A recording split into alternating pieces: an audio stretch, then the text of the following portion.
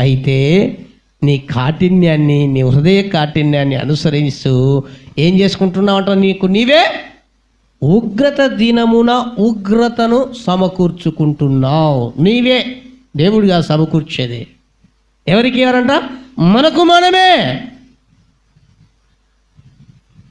ఏ మనిషికి ఆ మనిషి ఏమండి, ఎవరు కాఠిన్యంగా మార్పు చెందకుండా ఉంటారో, మారు మనసు పొందకుండా ఉంటారో, దేవుడు వాక్యం ఎంత చెప్పినా మాట వినకుండా ఉంటారో, దేవుడు ఎంత చెప్పినా ఆ మాట ప్రకారంగా నడుచుకోకుండా వారి ఇష్టం వచ్చినట్టు వెళ్తూ ఉంటారో, వారి ఇష్టానుసారంగా జీవిస్తుంటారో, వారందరి విషయంలో వారికి వారే ఉగ్రత దినమందు సమకూర్చుకుంటున్నారు అని అర్థం.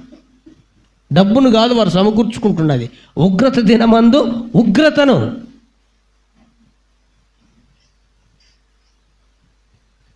ఆ ఉగ్రత